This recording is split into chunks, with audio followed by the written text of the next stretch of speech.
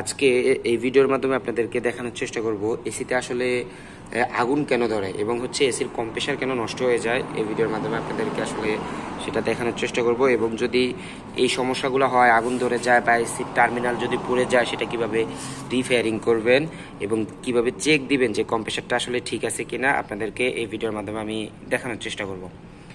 তো প্রথমে বলি, আসলে এসির প্রধান অংশটা হচ্ছে এসির এই কম্প্রেসর। এই কম্প্রেসর যদি সমস্যা থাকে তাহলে হচ্ছে এসি ঠান্ডা হয় না এবং এটাই হচ্ছে সবচেয়ে বেশি দাম। যদি কম্প্রেসারের সমস্যা হয় তাহলে এসিটা মোটামুটি প্রধানই সমস্যা। এসি কম্প্রেসর সমস্যা হয়ে গেলে এসিটা আমরা এক ধরনের বাদ মনে করি, কারণ এটাই হচ্ছে মেন। কম্প্রেসর হচ্ছে এসির হার্ট, তো হার্ট যদি নষ্ট হয়ে যায় বাদ এটা।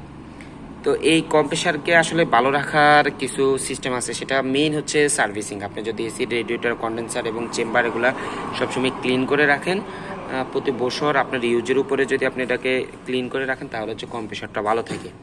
তো আসলে আমরা অনেক সময় দেখি যে গরম আসলে আগুন ধরে যায়, যে কারণে আগুন ধরে অনেকদিন এসি অফ থাকার পরে হচ্ছে কম্প্রেসার স্টার্ট দিলেই সমস্যাটা হয়।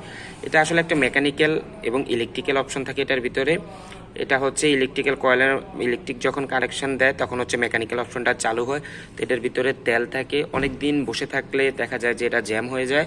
সেই ক্ষেত্রে যখন চালু করে অনেক সময় এটা লোড না নিতে পারে, ব্লাস্ট করে, বা অনেক সময় দেখা যায় যে হাই এম্পিয়ার কারণে, লুজ কানেকশনের কারণে এটা হচ্ছে আগুন ধরে যায়।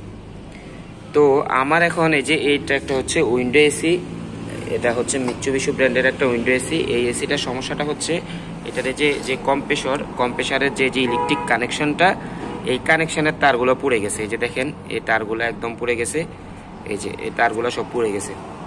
তো এই তারগুলো পুড়ছে, এখন যে কারণে পুড়ছে আমি এটা দেখলাম কি সমস্যা, এটার কন্ডেন্সারটা হচ্ছে একদমই ব্লক। আরেকটা বিষয় হচ্ছে এটার এই যে কানেকশনগুলো হচ্ছে, কানেকশনগুলো একদমই লুজ কানেকশন। এই যে এগুলার এই যে কমন কানেকশন, যেটা ইলেকট্রিক কানেকশন, এগুলো হচ্ছে লুজ কানেকশন। তো আচ্ছা, যা কাস্টমারে নিয়ে আসার পর আমি দেখলাম যে এটার হচ্ছে কম্প্রেসারের এই ওয়্যারগুলো পুড়ে গেছে। এখন আমি এটা হচ্ছে চেক দিব যে কয়েল, ভিতরে যে কয়েল কানেকশনটা সেটা ঠিক আছে কিনা। তো আমি হচ্ছে এই কানেকশনগুলো খুলে এখন আমি ভিতরের হচ্ছে কয়েল কানেকশনটা ঠিক আছে কিনা, কোথাও বডি শর্ট আছে কিনা, আমি আগে সেটা চেক দিব। তো আমরা কম্প্রেসার চেক করার জন্য হচ্ছে আমরা এই ক্লেম মিটারগুলো ইউজ করে থাকি। এই ক্লেম মিটার ইউজ করার ক্ষেত্রে আমরা হচ্ছে ওহমসে দিয়ে নিব, কন্টিনেন্টে দিয়ে হচ্ছে আমরা হচ্ছে এটার চেক করব যে এটার কয়েলটা ঠিক আছে কিনা কম্প্রেসারের। এই যে দেখেন দিয়ে রাখলাম, তো দেওয়ার পরে হচ্ছে এই যে চেক করে নিব, ঠিক আছে। এখন হচ্ছে আমরা এটার কয়েল চেক করব, সবগুলা কয়েল ঠিক আছে কিনা, ঠিক আছে।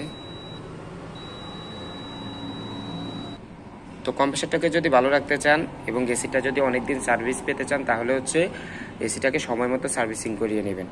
আপনার ব্যবহারের উপরে সার্ভিসটা করতে হয়, আপনি কতদিন ব্যবহার করছেন এবং আপনার রুমটা কোথায় সেই অনুযায়ী আপনি এসিটাকে সার্ভিস করে নেবেন। তাহলে হচ্ছে এসির কম্প্রেসারও ভালো থাকবে এবং এসির আদার্স যে পার্টসগুলো এগুলোও ভালো থাকবে এবং এসির লিক হওয়ার সম্ভাবনা কম থাকে।